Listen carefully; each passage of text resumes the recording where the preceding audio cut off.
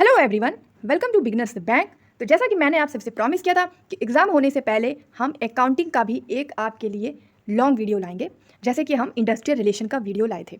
I hope कि आप सबने इंडस्ट्रियल रिलेशन का एमसीक्यू लेक्चर बहुत अच्छे से देख लिया है, अपने अटैम्प्ट्स भी देख लिए। मैंने काफ़ी क्वेश्चंस उसमें रखे हुए हैं और काफ़ी क्वेश्चंस मैंने सिंपल भी रखे हैं, कुछ हार्ड भी रखे हैं। और अकाउंटिंग की जो आज की क्लास है इसमें भी हम यही पैटर्न फॉलो करेंगे।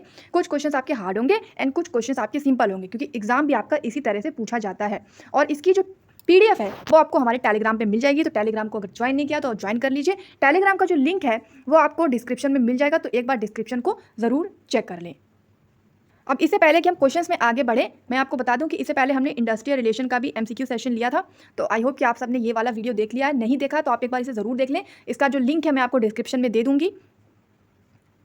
इसके साथ हमने 20 जून को ईओए का कंप्लीट पेपर लिया था एग्जाम से पहले। एग्जाम अगर आपने ये देख लिया, इसमें सारे जैसे एग्जाम में क्वेश्चंस आते हैं वैसे ही आपसे क्वेश्चन पूछे गए हैं, जिसमें English, science, economics, history, accounting, industrial relation, यानी कंप्लीट जो मिक्स होकर के पेपर आता है वैसा ही मैंने बनाया था। 20 जून को लिया था। अगर आपने नहीं देखा है तो इसे भी देख लीजिए। इसको मैं आपको डिस्क्रिप्शन बॉक्स में दे दूँगी, ताकि एग्जाम से पहले एग्जाम देने का थोड़ा सा एक आपको प्रैक्टिस लग जाए। ये मैंने ईओ का लिया था। और इसके बाद मैंने 23 जून को एपीएफसी का भी एग्ज़ाम लिया था, एग्ज़ाम से पहले एग्ज़ाम। इसका भी लिंक मैं आपको डिस्क्रिप्शन में दे दूंगी, तो एक बार आप इसे ज़रूर ट्राई कर लें। थोड़ा सा आपको प्रैक्टिस हो जाएगा कि एग्ज़ाम किस प्रकार आने वाला है। तो चलिए अब हम क्वेश्चंस को स्टार्ट करेंगे। पहला question, accounting does not record non financial qualitative transaction because of. तो अकाउंटिंग में अकाउंटिंग जो भी की जाती है वो मॉनेटरी वैल्यू में की जाती है, यानी मनी टर्म्स में की जाती है। तो उसमें हम कोई भी चीज़ क्वालिटेटिव जो कि नॉन फाइनेंशियल है उसे रिकॉर्ड नहीं करते। तो ये किस लिए ऐसा है, किस कॉन्सेप्ट में ऐसा मतलब बताया गया है? क्या ये कॉस्ट कॉन्सेप्ट कहता है, ये मनी मेजरमेंट कॉन्सेप्ट कहता है, या गोइंग कंसर्न कॉन्सेप्ट कहता है, या पीरियोडिसिटी कॉन्सेप्ट कहता है? तो आपको मैंने सारे कॉन्सेप्ट बहुत अच्छे से पढ़ाए हुए हैं। मनी मेजरमेंट के नाम से भी आप जान गए कि अकाउंटिंग में मनी की ही बात होती है। मनी के अलावा जो नॉन फाइनेंशियल चीज़ें हैं, जो क्वालिटेटिव हैं, उसे हम यहाँ पर रिकॉर्ड नहीं करते। तो ये किस कॉन्सेप्ट में बताया गया है? ये बताया गया है मनी मेजरमेंट कॉन्सेप्ट में। चलिए अब इस तरह के क्वेश्चन, ये थोड़ा सा मैंने हार्ड रखा है क्योंकि मैंने कहा था आपको कि हम थोड़े हार्ड भी रखेंगे एंड थोड़े से हम सिंपल भी रखेंगे। तो देखिए, consider the following data pertaining to XYZ limited. Cost of machinery purchased on 1 April 2020 1 lakh. Installation charges 1 lakh, 1 April 2020 को हमने मशीनरी परचेज की 10 लाख की और उसका इंस्टॉलेशन चार्ज लगा 1 लाख का। मार्केट वैल्यू 31 मार्च 2021 यानी 31 मार्च 2021 को 12 लाख है। तो while finalising the annual accounts, if the company value the machinery at 12 lakh, तो which of the following concept is violated by the XYZ limited. तो आई होप कि क्वेश्चन आप समझ गए। देखिए क्वेश्चन क्या बोल रहा है कि आपने कोई मशीनरी खरीदी, मान लीजिए 1 अप्रैल 2020 को, और वो आपने 10 लाख में खरीदी। फिर जब उस मशीन को लगवाया आपने, जैसे एसी आती है तो उसे इंस्टॉल कराते हैं, तो जब आपने उसे इंस्टॉल कराया तो आपके ऊपर खर्चा आया 1 लाख का। लेकिन जब मार्केट में आपने उसको सेल करने निकले तो मार्केट में जो उसकी वैल्यू थी 31 मार्च 2021 को वो थी 12 लाख, यानी कि इससे थोड़ी सी ज़्यादा थी। और जब आपने अपनी पूरी अकाउंटिंग को अकाउंट में रिकॉर्ड किया तो आपने किस प्राइस पे रिकॉर्ड किया? 12 लाख पे, यानी मार्केट वैल्यू पे रिकॉर्ड कर लिया। तो आपने कौन सा कॉन्सेप्ट यहाँ पर वॉयलेट कर दिया है? तो देखिए, एक कॉन्सेप्ट मैंने आपको पढ़ाया था, कॉस्ट कॉन्सेप्ट। कॉस्ट कॉन्सेप्ट मैंने बहुत अच्छे से समझाया था कि जिस टाइम आपने चीज़ खरीदी है उसको आपको उसी टाइम का नोट करना है, ना कि उसके बाद के वैल्यू पे। हिस्टोरिकल कॉस्ट पे करना है। हिस्टोरिकल मतलब जो आपने जिस समय ली, आपने ली तो 10 लाख में थी, और चलिए आप इंस्टॉलेशन भी गिन लीजिए तो भी 11 लाख हुआ, और मार्केट वैल्यू 12 लाख है, तो आपने 12 लाख में रिकॉर्ड कर लिया। जबकि आपको करना किस में था? ये आपको सिर्फ उसमें मशीनरी परचेज जो 10 लाख की किए और इंस्टॉलेशन चार्जेस जो 1 लाख के लिए हैं, तो बस इतना ही आपको, यानी 11 लाख ही आपको रिकॉर्ड करना था। आपने उससे ज़्यादा यहाँ पर रिकॉर्ड कर दिया, तो आपने जो कॉन्सेप्ट है उसे वॉयलेट कर दिया है। तो वो कॉन्सेप्ट कौन सा है? वो है आपका कॉस्ट कॉन्सेप्ट। आई होप कि ये आप समझ गए। इसी तरीके के क्वेश्चन जो होते हैं वो पूछे जाते हैं। खास तौर पर ये जो क्वेश्चन है ये आपसे एपीएफसी टाइप एग्जाम्स में पूछा जा सकता है। Based on which of the following concept is share capital account shown on the liability side of the balance sheet, यानी किस कॉन्सेप्ट में कैपिटल अकाउंट को लाइबिलिटी साइड में हम शो करते हैं? बिजनेस एंटिटी कॉन्सेप्ट में, मनी मेजरमेंट कॉन्सेप्ट में, कॉस्ट कॉन्सेप्ट में, या गोइंग कंसर्न कॉन्सेप्ट में? तो मैंने आपको कॉन्सेप्ट सारे पढ़ाए हुए हैं। तो मैंने बताया था बिजनेस एंटिटी कॉन्सेप्ट क्या बोलता है कि अगर आपने कोई भी चीज़ बिजनेस से ली है तो आप उसको अपनी लाइबिलिटी में नोट करेंगे कि आपने बिजनेस से लिया, तो बिजनेस में आपको चुकानी भी पड़ेगी, क्योंकि जो बिजनेस में एक ओनर होता है और जो बिजनेस होता है वो अलग अलग होता है। तो कैपिटल अकाउंट से अगर आप कोई चीज़ शेयर कर रहे हैं तो आप उसको नोट कहाँ करेंगे? Liability side. तो ऑप्शन ए आपका यहाँ पर करेक्ट हो जाएगा। Radha enterprises follow the written down value method of depreciation machinery year after due to. तो Radha enterprises written down method use कर रही है डेप्रिसिएशन में, तो किस कॉन्सेप्ट को यूज़ कर रही है? कंसिस्टेंसी को, कन्वीनियंस को, प्रूडेंस को या कंपैरेबिलिटी को। तो हमारा जो एक कॉन्सेप्ट है कंसिस्टेंसी कॉन्सेप्ट, वो क्या बोलता है कि जो कॉन्सेप्ट आपने एक बार, जो मेथड आपने एक बार फॉलो किया, आपको वही मेथड बार बार फॉलो करते रहना है ईयर आफ्टर ईयर। तो वो रिटन डाउन मेथड ही फॉलो कर रही है, यानी कि वो कॉन्सेप्ट को फॉलो कर रही है।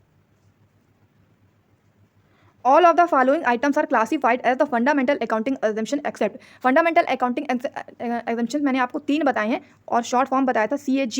तो C से क्या होता है? C से होता है हमारा कंसिस्टेंसी, A से होता है अक्रूवल और G से होता है गोइंग कंसर्न। तो ये 3 कॉन्सेप्ट आपके फंडामेंटल अकाउंटिंग कॉन्सेप्ट्स हैं। तो जो बचा वो वाला फंडामेंटल अकाउंटिंग कॉन्सेप्ट नहीं हुआ, तो हमारा आंसर क्या हो जाएगा? बिजनेस एंटिटी, और यहाँ पर एक्सेप्ट ही पूछा था। चलिए नेक्स्ट पे आते हैं। Which of the following regarded as father of accounting. तो फादर ऑफ अकाउंटिंग किसे बोलते हैं? Philip Kotler, Luca Pacioli, Crowther and Henry Fayol. तो फादर ऑफ अकाउंटिंग है Luca Pacioli. On February 1 Krishna paid rent of 7,000। This can be classified as an event and transaction event as well as transaction and none of the above. तो देखिए 1 तारीख को कृष्णा ने rent पे किया, तो रेंट को पे किया तो एक प्रकार का ट्रांजेक्शन किया है। भाई कोई चीज़ आप पे करते हो तो ट्रांजेक्शन कर रहे हो ना, तो आंसर क्या हो जाएगा? A transaction. आई होप कि क्वेश्चंस आपको समझ में आ रहे हैं और आपके सॉल्व हो रहे हैं। Financial statement are part of, financial statement किस चीज़ का पार्ट है? अकाउंटिंग का, बुक कीपिंग का, कॉस्ट अकाउंटिंग का या मैनेजमेंट अकाउंटिंग का? तो फाइनेंशियल स्टेटमेंट पार्ट है हमारी अकाउंटिंग का। अकाउंटिंग में ही फाइनेंशियल स्टेटमेंट को तैयार किया जाता है। ओमिशन ऑफ पैसा and showing the round figure in financial statement based on. तो अगर आप पैसे का ओमिशन करके उसको राउंड फिगर को शो कर रहे हैं फाइनेंशियल स्टेटमेंट में, तो किस आधार पे? मैटरनिटी कॉन्सेप्ट के आधार पे, मैचिंग कॉन्सेप्ट के आधार पे, गोइंग कंसर्न, या फिर इनमें से कोई भी नहीं। तो एक कॉन्सेप्ट हमारा इंपॉर्टेंट कॉन्सेप्ट है मटेरियलिटी कॉन्सेप्ट, वहाँ पर हम राउंड फिगर को फाइनेंशियल स्टेटमेंट में यहाँ पर दर्शाते हैं। तो आंसर हमारा क्या हो जाएगा? Materiality concept.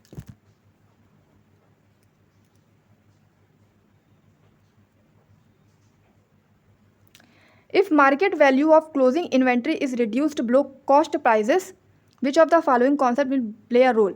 Conservatism, cost, consistency या मनी मेजरमेंट। देखिए अगर मार्केट वैल्यू भी हमने जो क्वेश्चन किया था वो भी इसी आधार पे था। तो अगर मार्केट वैल्यू पे आपकी क्लोजिंग इन्वेंट्री रिड्यूस हो रही है बिलो कॉस्ट प्राइस, यानी जितना कॉस्ट प्राइस है उससे आपकी मार्केट वैल्यू की जो क्लोजिंग इन्वेंट्री है वो रिड्यूस हो रही है, तो ये कौन सा कॉन्सेप्ट है? तो अगर देखिए अगर आपका मार्केट वैल्यू पे कोई क्लोजिंग इन्वेंट्री आप रिड्यूस हो रही है बिलो कॉस्ट प्राइसेस, तो ये कौन सा कॉन्सेप्ट आपका यहाँ पर रोल प्ले करता है? तो एक कॉन्सेप्ट मैंने आपको पढ़ाया हुआ है कंजर्वेटिज्म कॉन्सेप्ट। कंजर्वेटिज्म कॉन्सेप्ट क्या बोलता है कि जो भी चीज़ें आप रिकॉर्ड करोगे तो वो आप कंजर्व होके करोगे। मैंने आपको शॉर्ट में समझाता है, एक कंजर्व होके आप करोगे कि जहाँ पे आपको लगेगा कि मेरा लॉस होने वाला है उसे आप नोट कर लोगे, और जहाँ पे आपको लगेगा कि हमारा प्रॉफिट होगा उसे आप नोट नहीं करोगे। तो यहाँ पर यह है कि अगर मार्केट वैल्यू जो आपकी क्लोजिंग इन्वेंट्री की है वो रिड्यूस हो रही है कॉस्ट प्राइसेस से, तो आप कौन सा कॉन्सेप्ट फॉलो करोगे? कंजर्वेटिज्म कॉन्सेप्ट, क्योंकि आपको समझ में आ रहा है कि लॉस हो सकता है।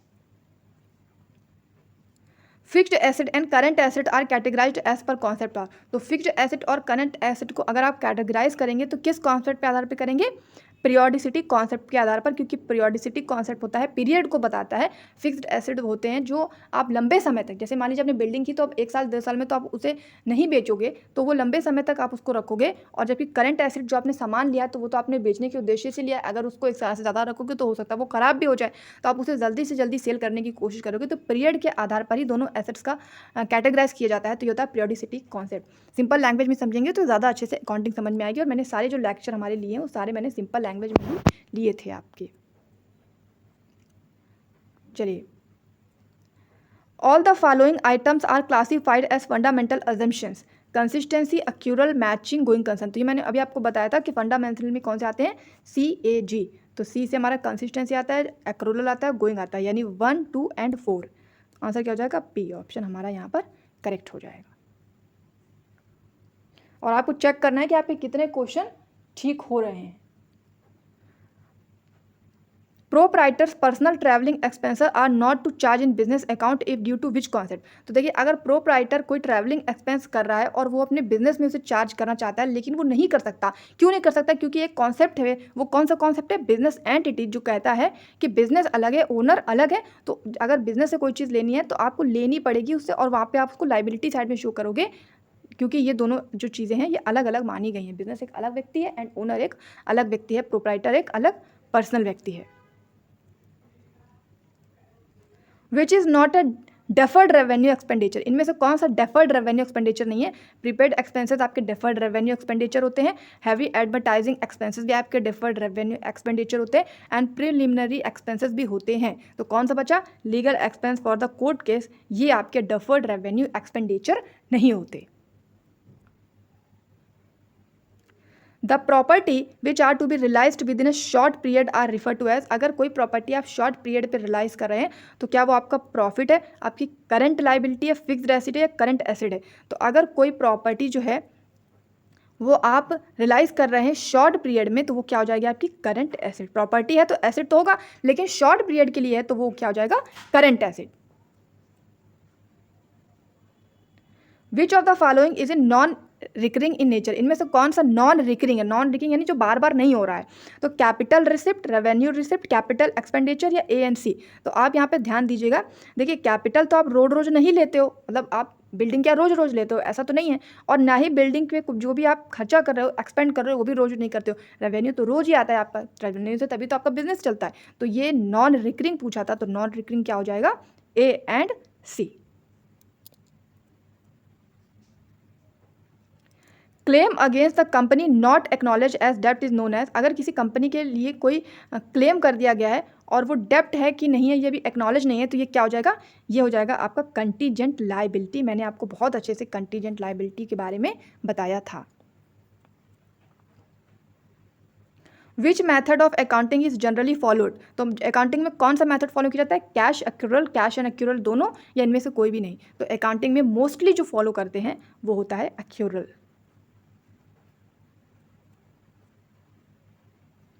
Fixed assets are in the business for the purpose of resale, conversion into cash, earning revenue, none of the above। अगर आप कोई बिल्डिंग खरीद रहे हो तो क्या उसे बेचने के लिए खरीद रहे हो? नहीं। क्या आप चाहते हो कि बिल्डिंग बेच के हम कैश ले लें? नहीं। आप बिल्डिंग क्यों ले रहे हो? ताकि आप बिजनेस को बढ़ाओ, रेवेन्यू को अर्न करो। तो क्या हो जाएगा? रेवेन्यू पर्पज से। और जो अगर आपको सारे क्वेश्चंस अच्छे लग रहे हैं, पसंद आ रहा हो वीडियो, तो वीडियो को आपको लाइक करना है, फ्रेंड सर्कल में आपको शेयर करना है। पीडीएफ आपको मिल जाएगी हमारे टेलीग्राम पे, तो टेलीग्राम को ज्वाइन कर लेना है। और जो मैंने आपको बताए हैं स्टार्टिंग के वो आपको देखने हैं, और साथ में कमेंट सेक्शन में जाके ज़रूर बताना है कि कितने क्वेश्चन आपके ठीक हो रहे हैं। Following is are of current asset. तो करंट एसेट मैंने आपको हमारे अकाउंटिंग के लेक्चर में पढ़ाया है। तो अकाउंटिंग के लेक्चर अगर आपने देखे तो बहुत अच्छे से जानते हैं। करंट मतलब होता है जो हाल ही के समय में, और एसेट यानी परिसंपत्तियां। तो हाल ही के समय में हमारी क्या क्या परिसंपत्तियां बनती हैं इन द अकाउंटिंग, उसे हमें यहाँ पर आइडेंटिफाई करना है। क्या बिल रिसीवेबल होता है? देखिए, बिल जो आप रिसीव कर रहे हैं यानी आपका एसेट इंक्रीज हो रहा है, एसेट बढ़ रहा है, तो ये हमारा करंट एसेट हो जाता है, क्योंकि हाल ही में आपने बिल को रिसीव किया है। स्टॉक जो आप स्टॉक अपना भर के रख रहे हैं, तो वो अभी आप स्टॉक को रख रहे हैं, यानी करंट एसेट आपका बन रहा है। एंड द प्रीपेड एक्सपेंसेस, यानी अगर आपने पहले ही एक्सपेंसेस कर लिए हैं तो आपको डेली टू डेली एक्सपेंसेस नहीं कर रहे, तो डेली टू डेली आपकी बचत हो रही है, तो वो आपका एसेट ही एक तरह से बन रहा है, तो वो भी हमारा करंट एसेट में जुड़ता है। तो बिजनेस के पर्सपेक्टिव से देखें तो bill receivable, stock and prepaid expenses तीनों के तीनों हमारे करंट एसेट होते हैं। तो हमारा आंसर हो जाएगा all of the above. Second question की ओर मुड़ते हैं। Suspense account in the trial balance will be entered in. Suspense account के बारे में भी हमने हमारे लेक्चर में आपको बताया। देखिए, सस्पेंस अकाउंट वो होता है जब भी हम अपना फाइनेंशियल स्टेटमेंट तैयार कर लेते हैं, तो कभी कभी ऐसा होता है कि हमने जितना भी इनकम किया है और जितना भी हमने एक्सपेंस किया, यानी जितना भी हमने कमाया है और उसमें जितना हमने खर्च किया, उसमें कुछ ना कुछ बीच में फॉल्स नजर आती है, कुछ एरर्स नजर आती हैं, यानी समथिंग मिसिंग होता है। तो जो भी चीज़ें मिसिंग है या जो लेन देन में थोड़ी सी प्रॉब्लम हो रही है, उसको हम कहाँ पर रिकॉर्ड करते हैं? उसको करते हैं हम सस्पेंस अकाउंट में। सस्पेंस अकाउंट हम खोलते हैं इसलिए ताकि जितनी भी गड़बड़ हो उसे हम वहाँ पर नोट कर सकें। तो सस्पेंस अकाउंट हम जब ट्रायल बैलेंस में खोलते हैं तो बैलेंस का जो एक चेंज है उसको पता करने के लिए खोलते हैं, तो वो कहां पर एंटर्ड होता है? वो होता है बैलेंस शीट में। थर्ड क्वेश्चन की ओर हम आएंगे। The accounting equation is based on. Accounting equation तो मैंने आपको अपने लेक्चर की क्लास 1 और 2 में ही बता दी थी। अकाउंटिंग इक्वेशन हमारी दो चीजों पर बेस होती है, एक होती है लायबिलिटी पे और एक होती है ओनर की इक्विटी पर। या अगर आपको अच्छे से याद हो तो हमारी अकाउंटिंग इक्वेशन क्या होती है? Asset is equal to liability plus owner की इक्विटी। तो ये दो चीजों पे बेस्ड है, यानी कि डुअल एक्सपेक्ट पर बेस्ड है। तो हमारा आंसर क्या हो जाएगा? Dual expect. फोर्थ क्वेश्चन की ओर हम आते हैं। Different account policies can be adopted in the following areas. देखिए, जब भी बिजनेस में हम कोई पॉलिसी को अडॉप्ट करते हैं, बिजनेस मतलब हम बिजनेस अकाउंटिंग कर रहे हैं बिजनेस को रन करने के लिए, तो हम अकाउंटिंग की कोई भी पॉलिसीज को कब अडॉप्ट करेंगे? अगर हमारा जो भी डेप्रिसिएशन हो रहा है उसका हम कैलकुलेशन चेक करेंगे। डेप्रिसिएशन मैंने आपको बताया था कि जो मशीनरी होती है उसका मूल्य ह्रास, यानी अगर आपने कोई मशीनरी आज खरीदी है और उसको आपने कई साल तक यूज किया है तो उसका जो मूल्य है वो कम हो जाएगा, वो उतना तो नहीं रहेगा जितना अभी आपने खरीदा है। दैट इज कॉल्ड डेप्रिसिएशन, यानी मूल्य ह्रास। तो इसको आप कैलकुलेट करेंगे। इसके अलावा जितनी आपने इन्वेंट्री भरी हुई है, इन्वेंट्री यानी जितना आपने सामान अपनी इन्वेंट्री में डाला है उसके वैल्यूएशन को चेक करेंगे, और जितना आपने इन्वेस्टमेंट किया है उसका भी आप वैल्यूएशन करेंगे। भाई आप बिजनेस कर रहे हैं तो जितने भी रिसोर्सेज हैं उसे तो आप सबसे पहले चेक करेंगे और उसी हिसाब से अपनी पॉलिसीज को बनाएंगे। तो ये तीनों चीजें डिपेंड करेंगी हमारी अकाउंटिंग पॉलिसीज में। All of the above. I hope कि ये क्वेश्चन आपको बहुत अच्छे से समझ में आ रहा है। चलिए नेक्स्ट क्वेश्चन पे आते हैं। Journal is a book of, तो जनरल एंड लेजर तो मैंने आपको बहुत अच्छे से बताया है। तो जनरल हमारी फर्स्ट बुक होती है जिसको कि हम ओरिजिनल एंट्री बोलते हैं, एंड लेजर हमारी सेकेंडरी बुक होती है जिसको कि हम क्या बोलते हैं, आपको कमेंट बॉक्स में बताना है। आपने हमारे सारे के सारे लेक्चर देखें। तो journal book is a original entry. अब हम देखेंगे opening and closing entries are recorded. तो ओपनिंग एंड क्लोजिंग एंट्रीज को हम कहां पे रिकॉर्ड करते हैं? तो ओपनिंग एंड क्लोजिंग जितनी भी एंट्रीज होती हैं उन्हें हम रिकॉर्ड करते हैं जनरल प्रॉपर में, जिसको कि जनरल भी बोलते हैं। तो मैंने आपको जनरल एंड लेजर के बारे में बताया था, तो उसमें मैंने क्या बताया था कि general proper and general proper को जनरल भी बोला जाता है। 7 क्वेश्चन की ओर हम आते हैं। बैंक रिकंसिलिएशन स्टेटमेंट इज, देखिए बैंक रिकंसिलिएशन का मतलब क्या होता है कि बैंक ने कोई स्टेटमेंट को रिकैंसिल किया है। तो वो स्टेटमेंट कौन सा होगा? वो स्टेटमेंट वो होगा जहां पे जो भी कैश बुक हो रही है या जो पासबुक है दोनों के बीच कुछ डिफरेंस हो रहा है, यानी जो कैश बुक में जो भी बैलेंस दिखा रहा है और जो पासबुक में बैलेंस दिखा रहा है उसके बीच जब अंतर होगा तब ही बैंक रिकंसिलिएशन स्टेटमेंट को जारी करेगा। तो बैंक रिकंसिलिएशन स्टेटमेंट क्या होता है? A statement showing the causes of differences between the balance of cash book and passbook. The option A is right. The installation expenses for a new machinery will be debited to. अब आप कोई भी machinery खरीद रहे हैं, उसका installation करवा रहे हैं, तो उसको कहां पर अकाउंटिंग में नोट करेंगे? भाई मशीनरी को खरीद रहे हैं, मशीनरी को इंस्टॉल करवा रहे हैं, तो जाहिर सी बात है कि मशीनरी अकाउंट में ही उसे डेबिट करेंगे। 9 क्वेश्चन की ओर हम आ गए हैं। When obligation is not probable or the amount expected to be paid to settle the liability cannot be measured with sufficient reliability, it is called। तो मैंने आपको एक बहुत ही इंपॉर्टेंट टर्म बताया था, कंटीजेंट लाइबिलिटी। कंटीजेंट लाइबिलिटी क्या होती है कि मान लीजिए कि कोई लाइबिलिटी आपकी कंपनी के ऊपर है लेकिन वो अभी तक कंफर्म नहीं हुई है, अभी अनकंफर्म है कि वो लाइबिलिटी है भी या नहीं है, तो उस प्रकार की लाइबिलिटी को हम बोलते हैं कंटीजेंट लाइबिलिटी। तो यह क्वेश्चन भी ये कह रहा है कि जो कोई ऑब्लिगेशन है वो या तो प्रोबेबल या फिर amount expected to be paid, यानी पेड करना है या शायद नहीं करना है, ये भी कंफर्म नहीं है, is not probable to be paid to settle the liability can not be measured with sufficient reliability. इसको हम मेजर्ड नहीं कर सकते, सफिशिएंट रिलायबिलिटी अभी नहीं है, तो इसको हम क्या बोलते हैं? इसको बोलते हैं contingent liability. A trial balance contain the balances of, तो ये तो बहुत ही इजी क्वेश्चन है। ट्रायल बैलेंस में क्या क्या चीजें होती है? ट्रायल बैलेंस में रियल एंड नॉमिनल अकाउंट होता है, पर्सनल अकाउंट होता है, केवल रियल नहीं होता, रियल नॉमिनल एंड पर्सनल तीनों होते हैं। तो क्या हो जाएगा? Both B and C. Which one is the father of accounting? कि अकाउंटिंग के जो फादर हैं, यानी जिसने अकाउंटिंग को डिफाइन किया है, उनका नाम है लूका पैसिओली। लूका पैसिओली जो है ये है फादर ऑफ अकाउंटिंग। अगर जिनको जिनको नहीं पता है वो अच्छे से जान लें, समझ लें और इस फैक्ट को अच्छे से रट लें। नेक्स्ट क्वेश्चन देखिए। Financial statement is the part of book keeping, accounting, cost accounting and management accounting. Accounting तो कई प्रकार की होती है, जैसे कि एक होती है मैनेजमेंट अकाउंटिंग, एक होती है सोशल अकाउंटिंग, एक होती है कॉस्ट अकाउंटिंग, एक होती है फाइनेंशियल अकाउंटिंग और एक होती है ह्यूमन रिसोर्स अकाउंटिंग। तो मैं आपको बता दूं कि बुक कीपिंग के बारे में तो मैंने आपको अपने क्लास में कई बार बताया है और बुक कीपिंग की डेफिनेशन भी अच्छे से आपको बताई है। IMRS ये है उस बुक कीपिंग की डेफिनेशन की terminologies, short terms. I think आप अभी तक आपको रट गए होंगे। तो जब हम बुक कीपिंग कर लेते हैं उसके बाद हम SSC करते हैं, यानी कंप्लीट अकाउंटिंग करते हैं, तो उस कंप्लीट अकाउंटिंग के बाद हमारा जो फाइनेंशियल स्टेटमेंट है वो तैयार हो जाता है। फाइनेंशियल से आप समझिए कि जो वित्तीय स्टेटमेंट्स है, यानी हम जब अकाउंटिंग कर रहे हैं तो हम अपना वित्त का लेखा जोखा तैयार कर रहे हैं। तो वित्त के लेखा जोखा का मतलब क्या हो गया कि फाइनेंशियल स्टेटमेंट हमारा तैयार हो गया। तो फाइनेंशियल स्टेटमेंट किस चीज का पार्ट हुआ? फाइनेंशियल स्टेटमेंट हमारा पार्ट हो जाएगा अकाउंटिंग का। तो ये क्वेश्चन किनके सही हुए कमेंट में जरूर कि वित्त का लेखा जोखा की हम बात कर रहे हैं, वित्तीय स्टेटमेंट की हम बात कर रहे हैं, तो वो किसका पार्ट हो सकता है? वो अकाउंटिंग का ही पार्ट होगा। अकाउंटिंग जिसे कि हिंदी में, मैंने आपको हिंदी में भी बताया था कि अकाउंटिंग को हिंदी में बोलते हैं लेखांकन। नेक्स्ट क्वेश्चन देखिए। नेक्स्ट क्वेश्चन है in which accounting principle we use both debit और क्रेडिट साइड अकाउंट। अब अकाउंटिंग के प्रिंसिपल तो हमने 14 के 14 प्रिंसिपल्स को अपने क्लास 3 और 4 में कवर कर लिया। तो अब आपको बताना है कि कौन सा प्रिंसिपल है जिसमें क्रेडिट साइड और डेबिट साइड हम दोनों को करते हैं, यानी दोनों को रिकॉर्ड करते हैं। क्या वो गोइंग कंसर्न कॉन्सेप्ट है, मनी मेजरमेंट कॉन्सेप्ट है, मैचिंग प्रिंसिपल कॉन्सेप्ट है, या फिर ऑल ऑफ द अबव यानी सारे के सारे हैं।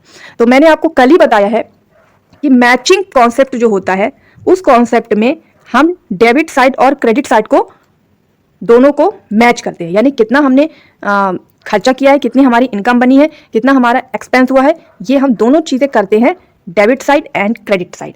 तो debit and credit side account हमारा कौन सा प्रिंसिपल है, वो है हमारा मैचिंग प्रिंसिपल। सी आंसर हमारा बिल्कुल ठीक हो जाएगा। और गोइंग कंसर्न मैंने आपको बताया था कि गोइंग कंसर्न कॉन्सेप्ट कहता है कि जो बिजनेस है वो लगातार चलता रहे, business is last for ever, यानी बिजनेस गोइंग पे चले, यानी चलता ही रहे, फॉर एवर चलता रहे, इसको बोलते हैं गोइंग कंसर्न कॉन्सेप्ट। और मनी मेजरमेंट कॉन्सेप्ट बोलता है कि जो बिजनेस में जितने भी चीजों को हम रिकॉर्ड करेंगे वो सारा रिकॉर्ड हम मनी की टर्म्स में करेंगे, मॉनेटरी टर्म्स में करेंगे, मनी यानी मौद्रिक वैल्यू में इसे करेंगे। तो हमारा आंसर आप समझ गए होंगे, और जो बाकी जो दो प्रिंसिपल्स थे वो भी मैंने आपको यहाँ पे रिवाइज करा दिए हैं। चलिए फोर्थ क्वेश्चन हम देखेंगे, अकाउंट इज क्रिएटेड बाय। अब अकाउंट कौन कौन क्रिएट करता है? क्या अकाउंटेंट क्रिएट करता है, मैनेजर क्रिएट करता है, बोथ ए एंड बी यानी दोनों ही क्रिएट करते हैं, या फिर ओनर क्रिएट करता है? तो ये तो बहुत ही सिंपल है, और आई होप कि सबके सब आप बता पाएंगे कि मैनेजर तो मैनेजमेंट के अंतर्गत आता है, वो तो हर चीज को मैनेज करेगा, तो वो तो अकाउंट्स तैयार नहीं करेगा। अब जब मैनेजर ही कट हो गया तो बी वाला तो कट हो ही गया है, तो ये ए एंड बी वाला भी कट हो जाएगा। और ओनर तो भाई बिजनेस को ओन करता है, वो तो बिजनेस बना रहा है, सेटअप कर रहा है, वो क्यों अकाउंट्स तैयार करेगा? तो अकाउंट्स तैयार करने का काम किसका है? अकाउंटेंट्स का। तो इसका सही आंसर हो जाएगा अकाउंटेंट।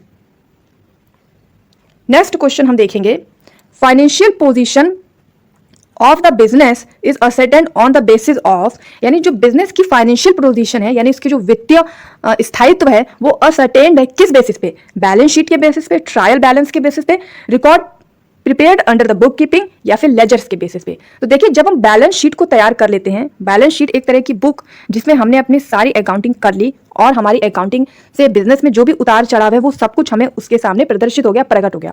तो बैलेंस शीट तैयार अगर हम कर लें तो हमारी फाइनेंशियल पोजीशन प्रकट नहीं होगी कि बिजनेस में क्या लेन देन हो रहा है, क्या उतार चढ़ाव हो रहा है, बिजनेस में क्या इनकम एंड एक्सपेंसेस हो रहे हैं। तो फाइनेंशियल पोजीशन जो बिजनेस की है वो असर्टेन्ड है किस बेसिस पे? बैलेंस शीट के बेसिस पे। तो इसका सही आंसर हो जाएगा बैलेंस शीट। और अभी तक अगर वीडियो आपको समझ में आया हो और अच्छा लगा हो तो प्लीज वीडियो को लाइक एंड शेयर जरूर करें। अब हम देखेंगे users of accounting information includes, यानी अकाउंटिंग की इंफॉर्मेशन किस किस के लिए बहुत ज्यादा इंपॉर्टेंट है? लैंडर्स के लिए, कस्टमर्स के लिए, क्रेडिटर्स के लिए, सप्लायर्स के लिए, बोथ ए एंड बी यानी इन चारों के लिए, या फिर नन ऑफ द अबव या इनमें से किसी के भी लिए नहीं। तो देखिए अकाउंटिंग और लेखांकन हम करते क्यों हैं? इसीलिए तो करते हैं कि बिजनेस की सारी इन्फॉर्मेशन हमें क्रिएट हो। तो जो लैंडर्स है यानी जिससे भी हम सामान ले रहे हैं तो उसको अकाउंटिंग की इन्फॉर्मेशन देना जरूरी हो सकता है।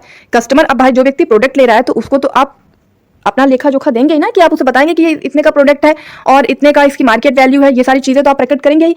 तो ये कस्टमर के लिए भी हो गई, क्रेडिटर्स के लिए भी हो गई, और जो सप्लाई माल कर रहे हैं उनके लिए भी हो गई। क्रेडिटर्स तो आप जानते हैं कि जो क्रेडिट पे सामान लेते हैं, दैट इज क्रेडिटर, जो मैंने आपको कई बार बताया, क्रेडिटर्स एंड डेटर। और सप्लायर जिससे आप सप्लाई कर ले रहे हैं उसको भी अकाउंटिंग की इन्फॉर्मेशन देना जरूरी है। तो users of accounting information including में क्या क्या हो जाएगा? बोथ ए एंड बी, यानी कि लैंडर्स भी आएगा, कस्टमर्स भी आएगा, क्रेडिटर्स भी आएगा, एंड सप्लायर्स भी इसमें आएगा। नेक्स्ट क्वेश्चन देखेंगे। नेक्स्ट क्वेश्चन है, on 31st March 2021 after sale of goods is ₹2000, he is left with the closing inventory rupees is 10,000। This is an event and transaction both A and B, none of the above. अब यहाँ पर थोड़ा सा focus कीजिएगा, इस तरीके के जो क्वेश्चंस हैं वो जरूर पूछे जाते हैं एग्जाम में। कहने का मतलब इसमें यह है कि 31 मार्च 2021 को आपने 2000 का जो गुड्स है, गुड्स यानी जो वस्तु है, उसे सेल कर दी, और उस सेल करने के बाद आपकी जो क्लोजिंग इन्वेंट्री है, मैंने इन्वेंट्री की डेफिनेशंस आपको बताई हुई है, और इसमें मैंने आपको दोनों इन्वेंट्री की इन्फॉर्मेशन दी है कि एक होती है ओपनिंग इन्वेंट्री, एक होती है क्लोजिंग इन्वेंट्री। जो हम ओपन करते समय यानी जो फाइनेंशियल ईयर होता है उस समय जब इन्वेंट्री देखते हैं तो वो ओपन इन्वेंट्री होती है, और जिस समय फाइनेंशियल ईयर हमारा क्लोज होता है उस समय जब इन्वेंट्री चेक करते हैं वो हमारी क्लोज इन्वेंट्री होती है। ज्यादा इन्फॉर्मेशन के लिए आप पूरा का पूरा क्लास देखिए तो आपको और अच्छे से समझ में आएगा। यहाँ मैंने रिवाइज किया, जिन्होंने क्लास देखी वो समझ गए होंगे। तो इसमें कहने का मतलब है कि 31 मार्च 2021 को जब गुड्स सेल हमने 2000 के कर दिए, उसके बाद हमने देखा कि जो हमारी क्लोजिंग इन्वेंट्री है उसमें 10,000 रुपए बचे हुए हैं। तो ये हमारा क्या है? ये क्या हमारा इवेंट है, ये क्या हमारा ट्रांजैक्शन है, या फिर ये इवेंट एंड ट्रांजैक्शन दोनों है, या फिर ये इनमें से कुछ भी नहीं है? तो अब यहाँ पर समझिएगा कि इवेंट एंड ट्रांजैक्शन क्या होता है, क्योंकि ये समझना बहुत जरूरी है। देखिए अगर मान लीजिए आपके पास इनकम है 10,000 रुपये, बिजनेस में आप समझ लीजिए आपके पास 10,000 रुपये पड़े हैं और आपने खर्चा कर दिया 300 रुपये। 300 रुपये आपने इसमें खर्चा कर दिए तो आपके पास बचे कितने? 700 रुपये। तो ये आपका चेंज हुआ ना, ट्रांजैक्शन में चेंजमेंट आया। तो जो चेंज होता है वो होता है ट्रांजैक्शन। लेकिन अब मैं आपसे ये 1000 और 300 की बात ही ना करूं, इसको मैं बिल्कुल कट कर दूं, मैं इसकी बात नहीं करूंगी। मैं सिर्फ आपसे इतना बोलूंगी कि आपकी इन्वेंट्री में 700 रुपये पड़े हुए हैं, बस मैं इतना ही बताऊंगी और कुछ नहीं कि ये कैसे कितना हुआ।